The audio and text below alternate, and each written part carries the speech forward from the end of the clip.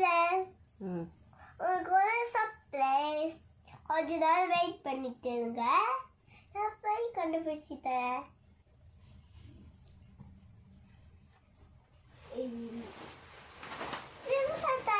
புது சைக்கிள்.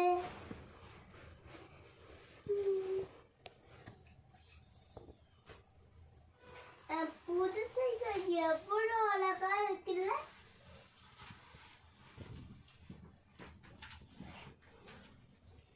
அழகா போட்டு நீங்களும் பார்க்க மாட்டீங்க. ஓஹோ, தயாராகுது.